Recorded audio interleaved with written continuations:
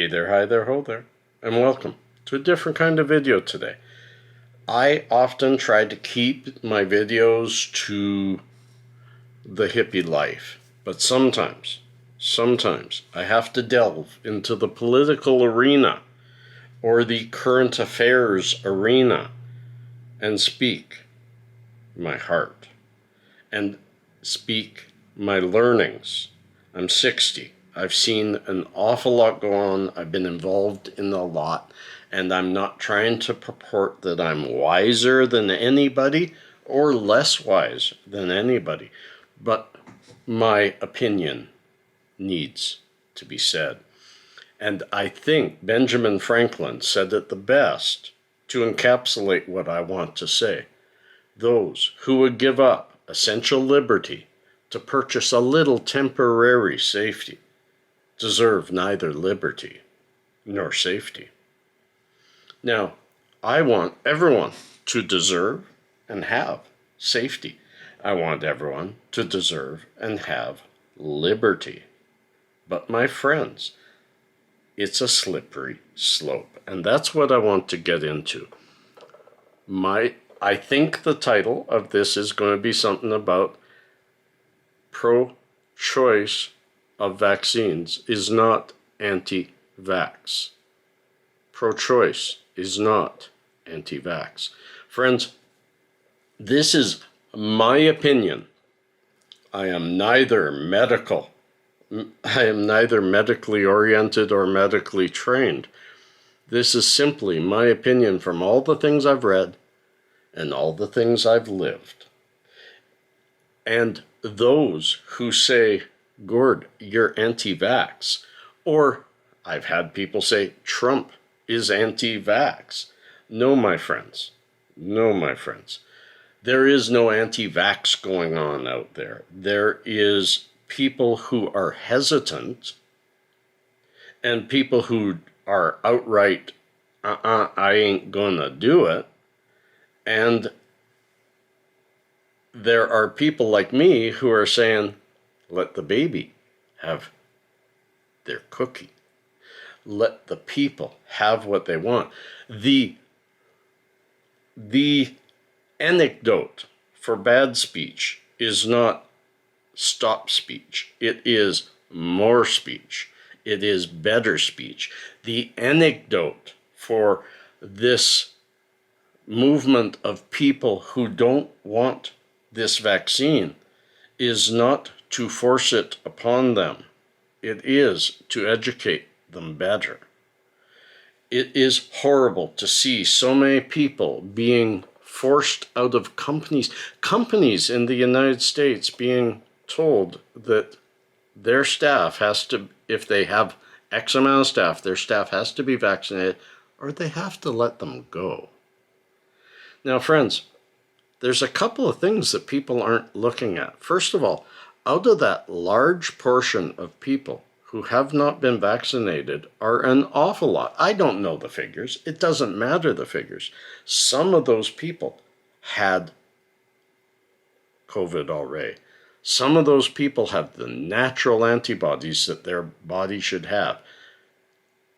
If I had caught COVID, I see no reason why I would have needed a vaccine. In fact, someone in my family who got COVID got the vaccine after it. And I said, why? And they said, just because I felt safer. Okay, you do you. I'll do me. If I had gotten COVID, I wouldn't get it because I'd say, you know what? I already have antibodies and I made it through round 1. If I get a round 2, I know I'll make it through. It's the same as the flu. One time, a long time ago, I got the flu shot. I know I'm comparing an apple to an apple pear. So they're somewhat related. Comparing it to polio is not related. Comparing the flu to COVID is related because the flu can cause respiratory problems. COVID can cause respiratory problems, but they attack different populations differently. But if I had caught Go back. I, many years ago, got a flu shot. I thought, oh, I don't like getting the flu, so why don't I try this? My first time ever. And I had a bad reaction, a really bad reaction. I got more sick from getting that flu shot a lot of years ago than I ever got sick with the flu. And I had H1N1 about, 6-7 years ago. So I know what a bad flu is like, and that flu shot really got me bad. Now, maybe I had a bad batch. Maybe I just react poorly to it. But that has driven some of my own thoughts. Now, if we let them mandate this vaccine that affects disproportionately a large part of the population in the 80-year-old and up, near my age group, compare it to a flu that affects the lower age group, even worse. So if we let them mandate this to all the people above 12, what's to stop them from saying, by the way, now your kids, if they're going to school, they have to have a flu shot too? What's to stop them from saying, well, you agreed with COVID and the flu affects kids disproportionately more, so why don't we mandate that for the kids? Even though it hasn't been totally proven, and it's been out there for years and years, and it isn't totally effective because it's last year and the year before's flu, and this year's flu is different. COVID is the same. It will always mutate. You can have some protection, some natural protection, and some vaccinated protection. But the choice, my friends, needs to be with the individual. Imagine if you're sick and you call your doctor and they say, might be COVID. You better get into the hospital, and you say, you know what, I'm just going to live it out. My body, my choice, I'm going to stay at home. I'm going to look after it. I should be okay. And no, ambulance shows up at your house and your doctor says, you're being forced to go in because you're sick. Where do we give up the freedom? Where does that slippery slope become a cliff? And as an anecdotal, I just looking at my notes here, I want to make sure I wanted to compare it with polio. There have been more than one person come to me and say, what about other vaccines we've had in this country? We have 0 mandated vaccines.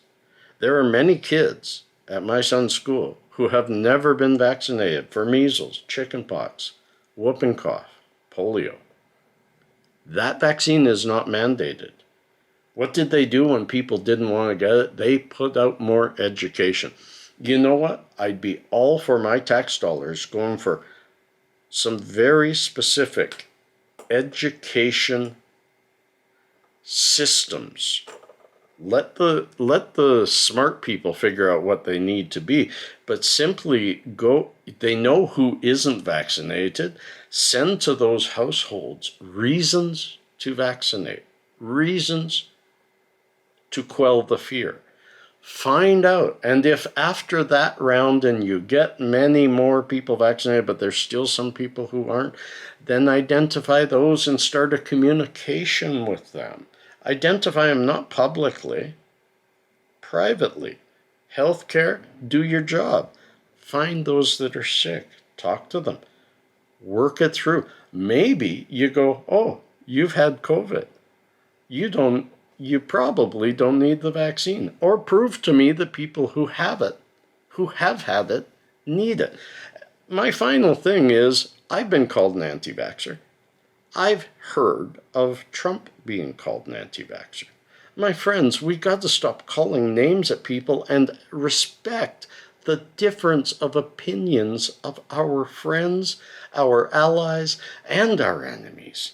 I have 0 enemies. We should not have enemies. We should look for those who disagree with us and find the reason they disagree and discuss that. And we may never come to meet, but we can still be sweet to each other. It's time to stop this separation of people. There are many, many reasons people decide to do something differently health-wise. We need to stand up for our health choices. I'll give you another example. I react really poorly to opioids and uptake inhibitors. I used to be on bunch of different medication for depression and for pain, opioids and uptake inhibitors and SSRIs and all that kind of stuff. And it wasn't a physical reaction to the drugs, it was a mental reaction. I became this uncaring automaton, almost no emotion. I lost my wife. My wife took my child away. I became distraught. I became suicidal.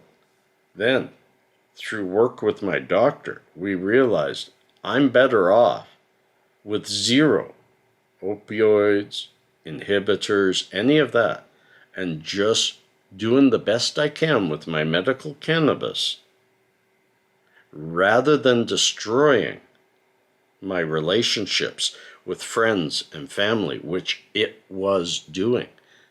Now, imagine a new czar of medicine comes out and is against medical cannabis and forces me back into opioids and other such things. Had I not had this outlet of medical cannabis, I would not be here today. I am so sure of that. So friends, think deeply about the choices you make and wanting those choices to be forced upon others. You don't know their reasons for making a different choice. And even if you know the reasons, you can't feel those reasons within them.